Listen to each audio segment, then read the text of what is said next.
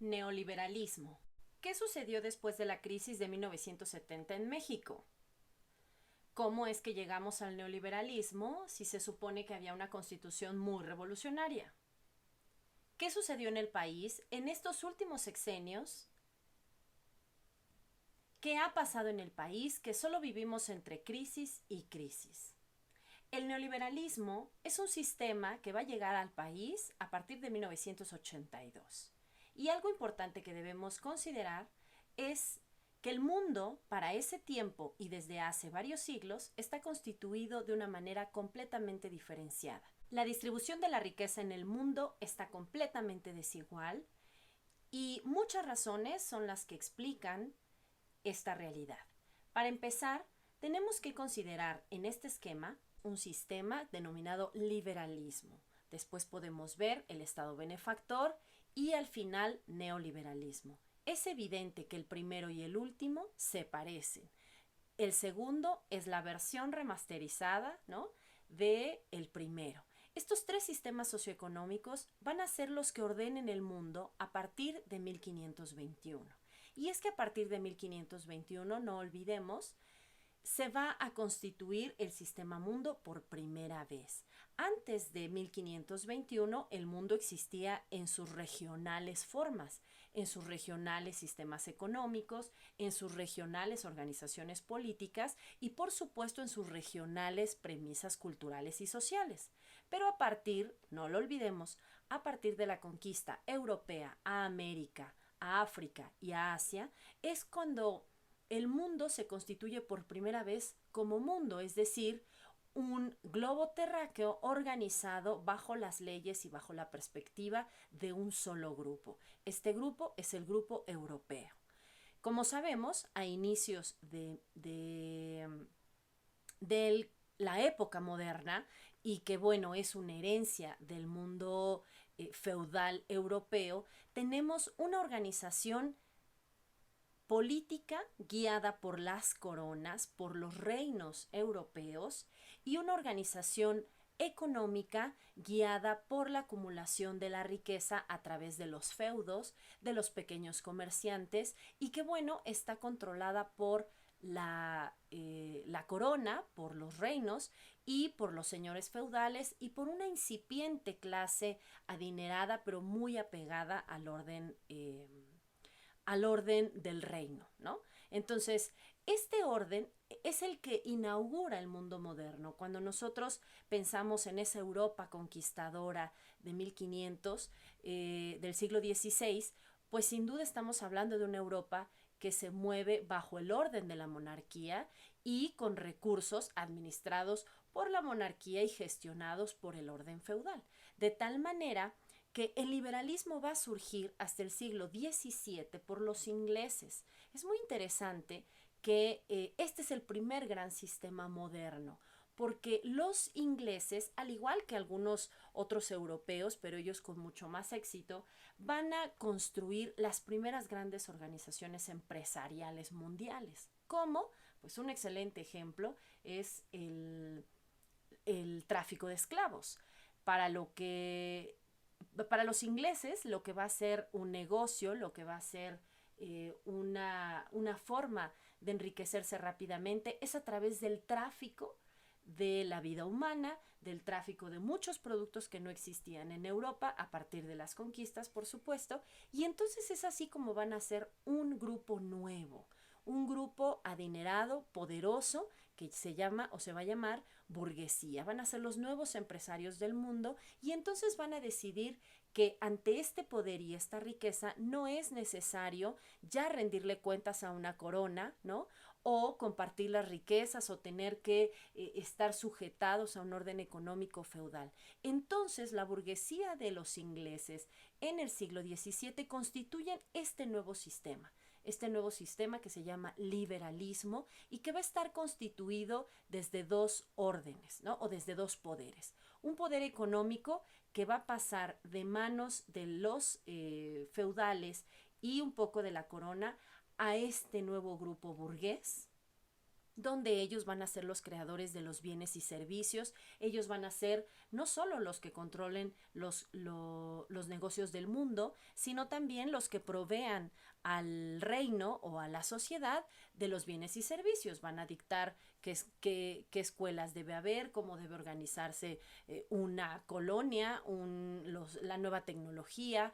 Son los proveedores de los barcos, son los creadores de los bancos modernos, son los que van a traer y llevar mercancías del mundo a Europa. En fin, ellos son los creadores de los bienes y servicios. Y el poder político se lo van a ceder a ellos mismos, por supuesto, pero es un grupo que va a pensar en la política y en la gestión de las leyes desde la garantía de conservación de los negocios de la burguesía.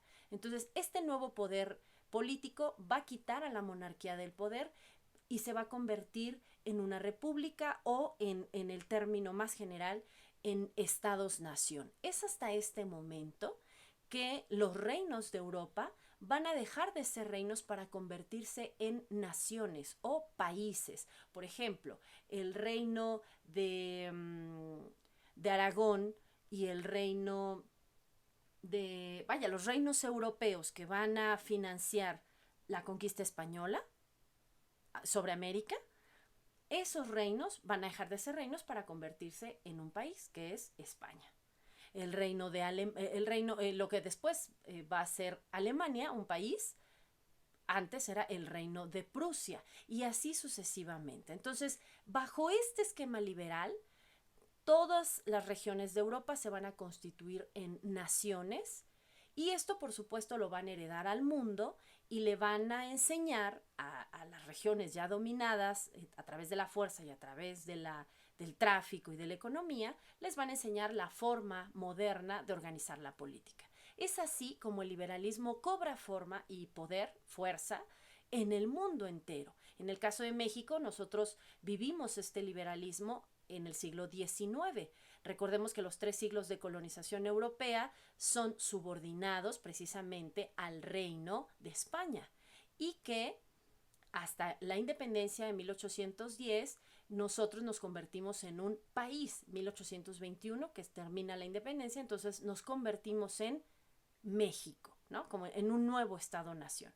Entonces, ¿qué va a pasar? Bueno, pues que en 2 siglos, del siglo XVII al XX, inicios del 20, por eso podemos decir que son 2, en realidad son el siglo XVIII y XIX, estos burgueses europeos y sobre todo ingleses van a ser los que generarán los imperios mundiales económicos. Aquí les anoto sinónimos que vamos a utilizar todavía hoy y que explican muy bien cómo se consolidaron estos imperios poderosos, ¿no? Van a ser imperios, pueden ser o los monopolios o las empresas transnacionales, son lo mismo. Los grandes inversionistas salen de ahí, los hombres de negocios y por supuesto las firmas y marcas de prestigio. Es exactamente lo mismo, este es su origen. Pero ¿qué va a pasar? Ya que se han convertido en imperios, en 1929, iniciando el siglo XX, viene una gran crisis porque todos estos inversionistas y empresarios van a jugar sus riquezas. Es en la bolsa de valores donde las empresas y los inversionistas especulan, es decir, hacen predicciones de lo que podrían vender, lo que podrían ganar, lo que podrían hacer con sus riquezas, y esto siempre va a traer riesgos, de tal manera que en 1929 tenemos una gran crisis económica porque las empresas quiebran, sus valores tienen valor cero. Ahí están sus bienes, pero ellos ya no son dueños de esos bienes. De tal manera que esto genera un caos impresionante en las naciones industrializadas, en las naciones de donde son estos grandes empresarios, y entonces deciden hacer un cambio de régimen, ¿no? Un cambio que les permita, ojo, primero, regularizar su situación, es decir, las empresas no estaban dispuestas a perder todo. Si pasaban a un nuevo sistema económico era para tener tiempo de recuperación y cuando estuvieran listas pues volver a tener lo suyo. Y segundo, bueno, pues precisamente aligerar la crisis que no solo llevaba al gran caos de las empresas, sino al desempleo y a la situación de pobreza y escasez que generaba en la población de estas naciones, de tal manera que a partir de 1929 se crea el Estado benefactor como esta alternativa. ¿En qué va a consistir?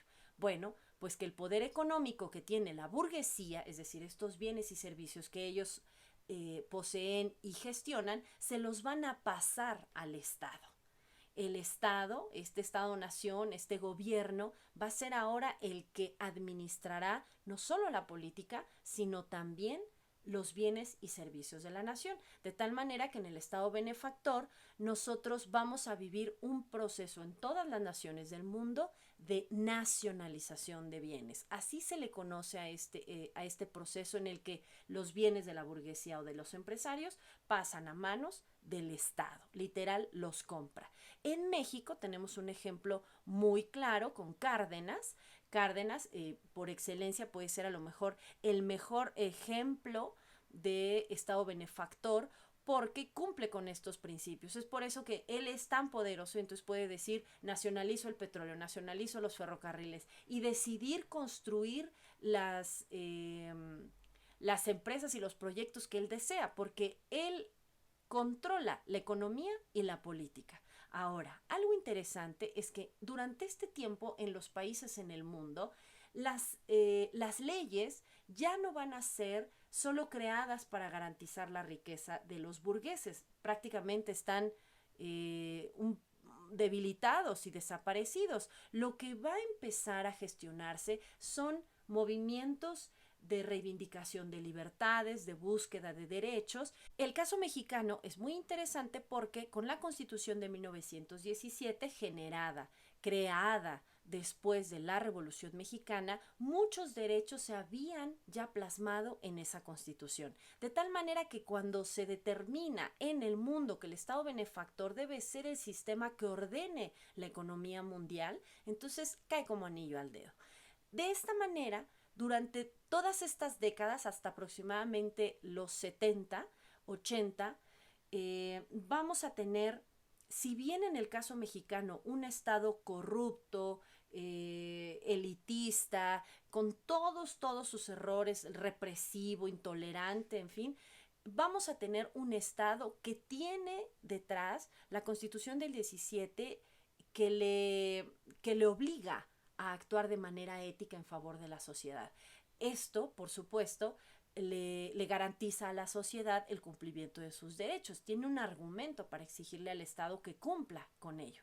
Pero bueno, el caso es que esto algunos pueblos lo van a aprovechar. En nuestro caso, a pesar de todos los problemas, vamos a tener muchos beneficios, pero como llega la crisis de 1970, es decir, la acumulación de los problemas que ya se habían generado por un Estado corrupto, ambicioso, en fin, represivo, recordemos, los sexenios de Luis Echeverría y López Portillo le dan el tiro de gracia al Estado benefactor y bueno, coincide con que la élite del mundo, los burgueses del mundo, se han recuperado ya y entonces están dispuestos a volver a tener lo suyo.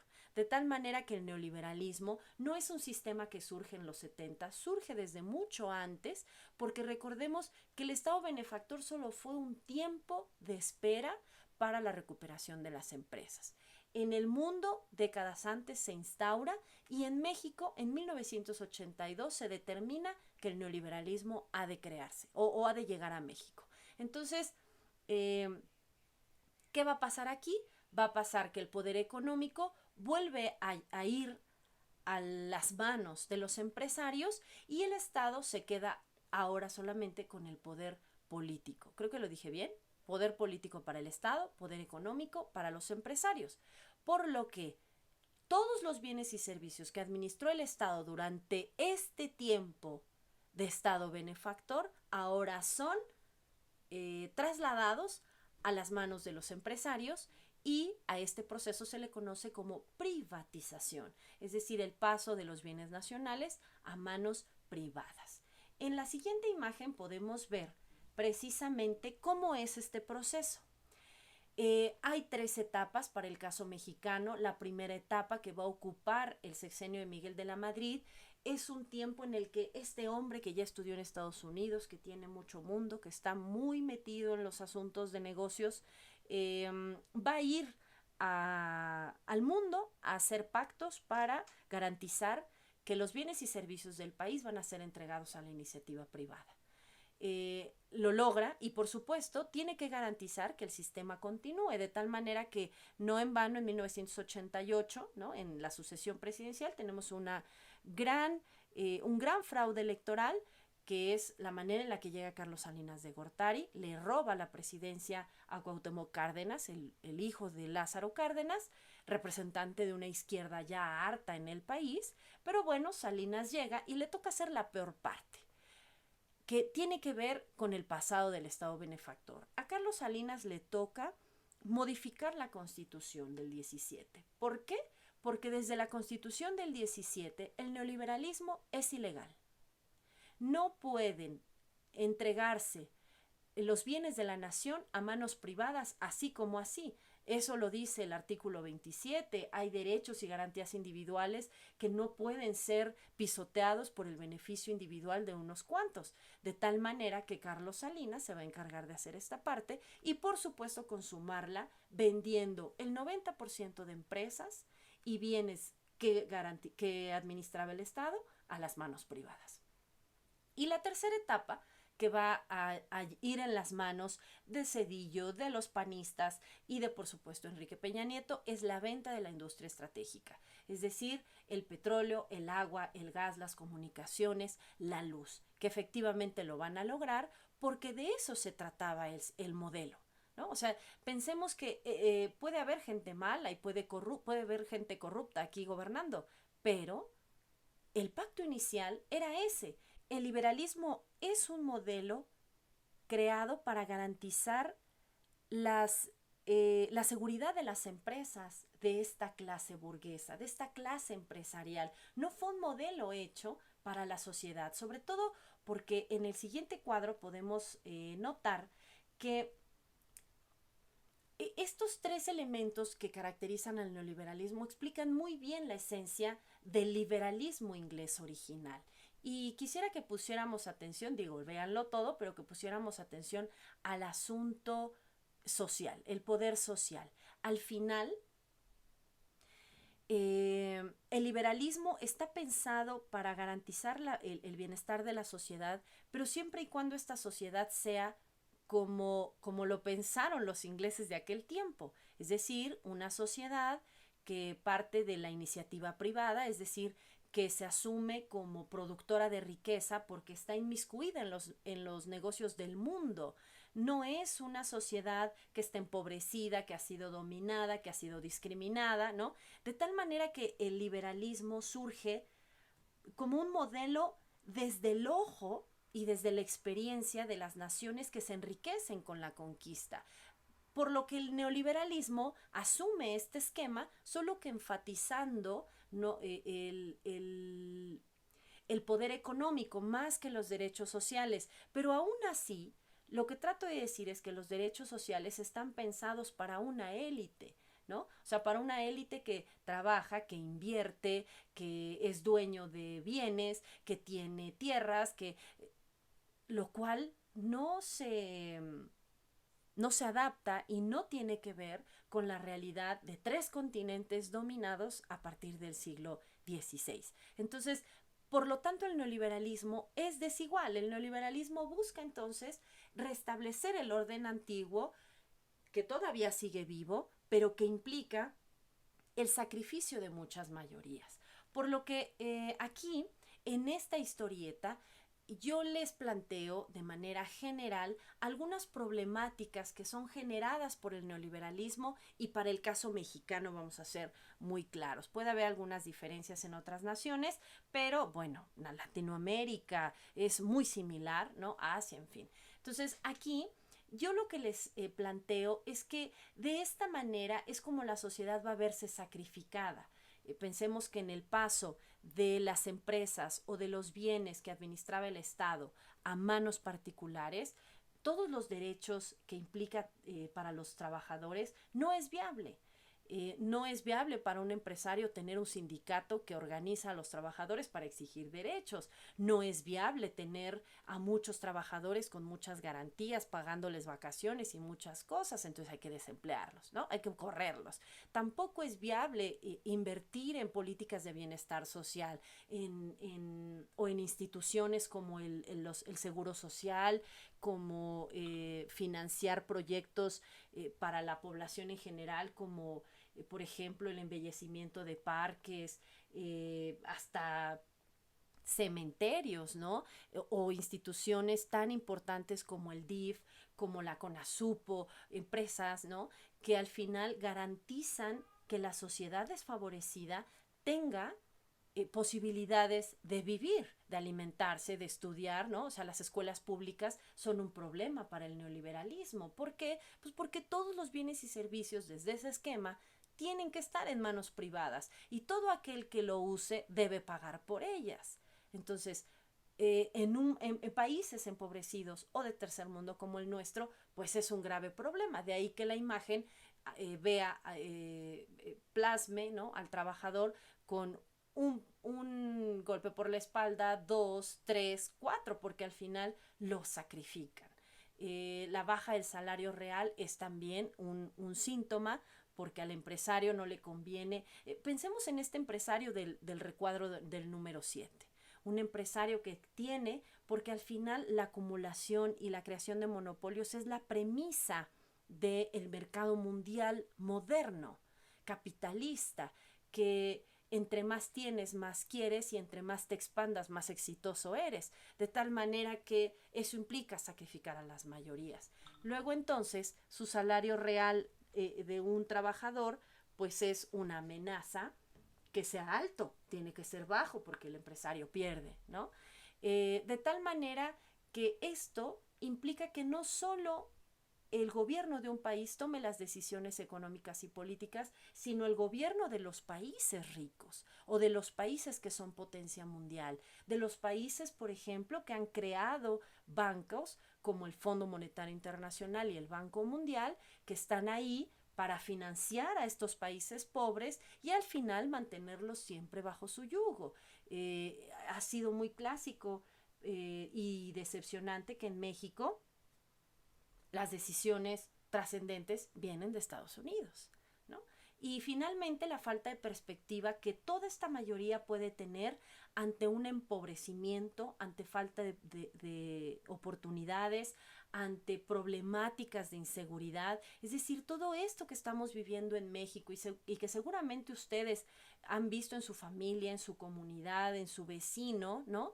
Son situaciones que no son generadas solo por la voluntad de los individuos, sino por la dinámica de un sistema socioeconómico que existe en el mundo y que realmente va modificando la vida de las personas. De tal manera que la falta de perspectiva podemos verla en las personas pues que sufren depresión, ansiedad, ¿no? Este problema de angustia generalizada no es porque todos decidamos deprimirnos y estar mal, sino porque las oportunidades no están dispuestas de manera justa. A lo mejor ustedes son muy pequeños y no entienden algunas cosas, pero ya pueden darse cuenta de cómo la falta de perspectiva para muchos está presente.